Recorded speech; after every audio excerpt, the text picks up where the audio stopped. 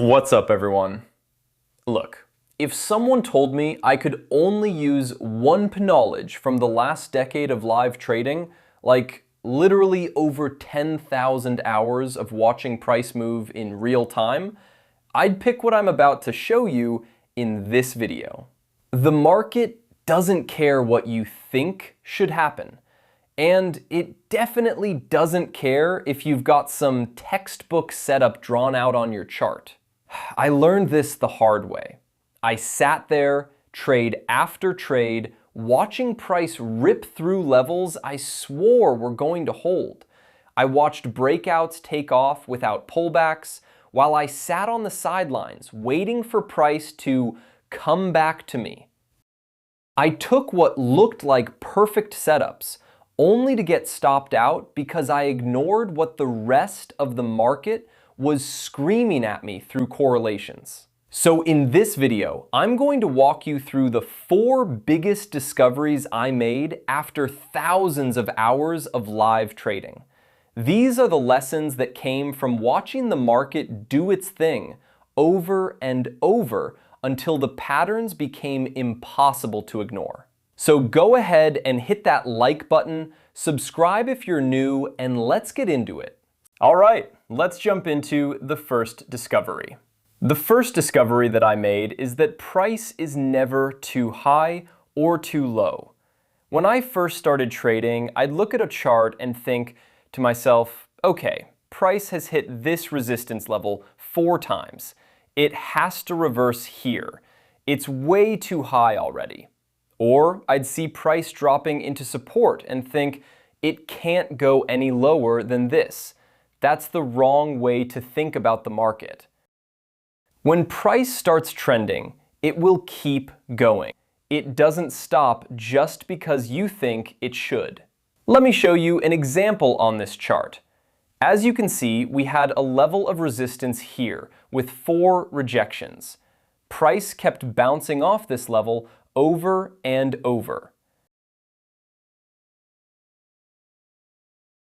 Then, finally, it breaks through, showing heavy bullish presence.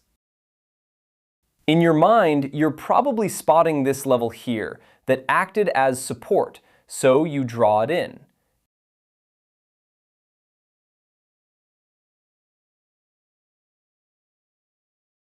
You're thinking, okay, price might bounce here, but as you can see, price breaks right through, doesn't even hesitate. You're probably thinking, well, I wasn't going to take that trade anyway because it was a fresh breakout. So you look left and you see this next level.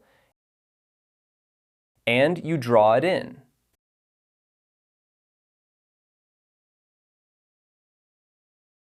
But as you can see, price pulls back slightly, but then it breaks right through again. Now you spot this level up here that acted as resistance. You notice the last time price got here, it tanked down hard. So you tell yourself, price is looking high already. This is a good level of resistance. And look at these candlesticks rejecting it. Price stalls for a moment, then breaks right through again. So you look left one more time and notice this next level of resistance and say, okay, this is finally it. Price is way too high now. It can't just keep going. And on top of that, we're approaching overbought RSI. Look at these great candlesticks rejecting this area. Everything's lining up for a reversal, right? Boom, it breaks right through. Coming up to this next level is where the actual reversal occurred. Everything that came before this level showed zero bearish presence. Price doesn't truly show the first sign of slowing down until we get these 4 rejections at resistance. A break of a triangle, and a bearish engulfing candle. That's where the true reversal trade occurred. So again, Price never too high or too low. Always wait for price action and confirmation that it's actually ready to reverse. Don't assume anything based on where you think price should turn. All right, on to the second discovery. When price breaks out, there often isn't a pullback that occurs. A lot of traders like to trade the pullback after a fresh break, sometimes because it feels safer. You wait for price to break a level, then you wait for it to come back and retest that level, and then you enter. But often, when price breaks out from a huge turning point, like a key weekly or monthly level, there isn't a pullback. Price starts moving with heavy momentum, and if you're sitting there waiting for a retest, you're going to miss the move entirely. Let me show you what I mean on this chart. Look at this red arrow here. As you can see, this area is a key level and has acted as both support and resistance a vast number of times. If I zoom in,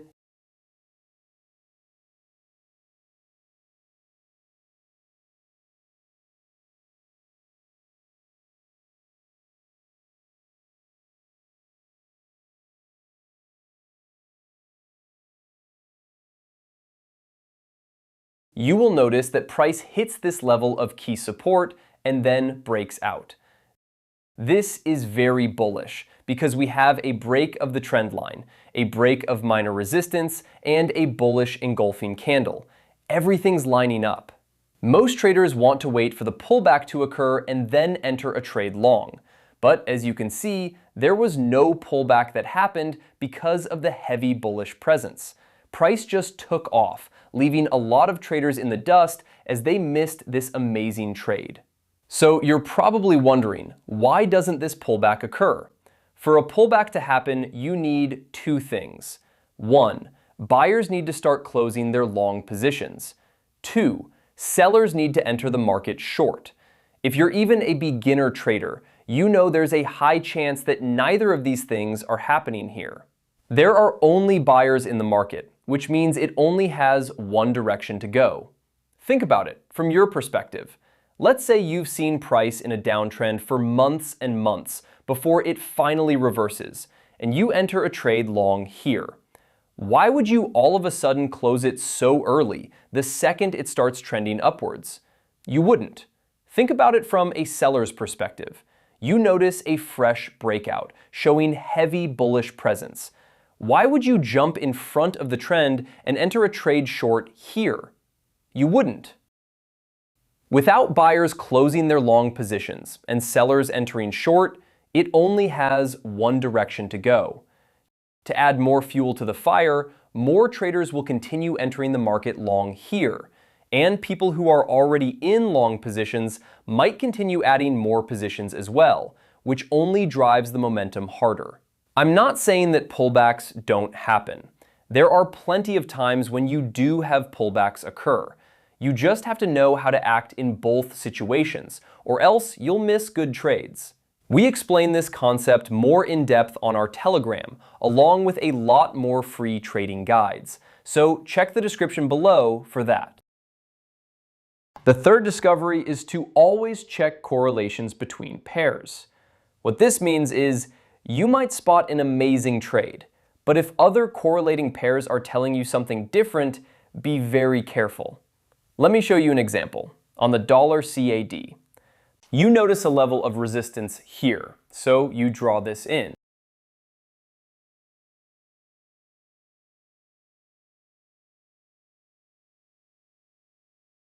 Price comes up and you notice all these beautiful candles, rejecting this area. You're thinking, this is a great short trade. If you had entered this trade, your stop loss might have been somewhere around here, and price would have most likely taken out your stop loss before it moved down. If you had checked correlating pairs, like the dollar Swiss here, you would have noticed that price is in a fresh uptrend and is heavily bullish, showing the strength of the dollar. Jumping to the euro dollar, you see the same thing. It's in a heavy downtrend, showing how weak the euro is against the dollar, which again shows the dollar's strength. Price did end up reversing, but you have to always be careful trading against the dominant trend, because swings will occur that don't always work in your favor. So again, always check correlations to understand the bigger picture of the currency in question. If you are trading crypto, you can always use the DXY for this, or use the total crypto market chart. The fourth and final discovery is that there will always be something negative in the way of your trade. What this means is you spot a great trade with tons of confluence, but you also spot negative factors in the way. Trust your analysis. If it has been tested over time, and if the pros outweigh the cons, take it. Let me show you what I mean on this, our first chart. You look left and notice that this is a key weekly level.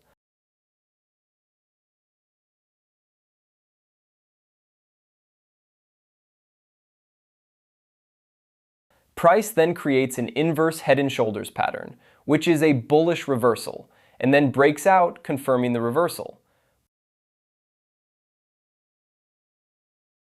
Price creates a small pullback, which gives you a good trade setup. Some of our beginner traders didn't take this trade because they saw this level in the way, which made them miss this great trade that ended up taking off. From experience, there is always something in the way of a good trade. Focus on the bigger picture, and you'll know where the market is truly headed, and you can disregard these minor levels. All right, let's recap the 4 key points. 1. Price is never too high or too low. Always wait for the market to tell you what it wants to do. 2. There isn't always a pullback during a fresh breakout. 3. Always check correlations to see the bigger picture. 4. There is always something in the way of a good trade. Just make sure the pros outweigh the cons and take the trade. In the comments below, let us know what key things you've discovered about trading over time. Please like and subscribe to our channel to show your support, as this goes a long way. Thanks for watching, and I'll see you in the next one.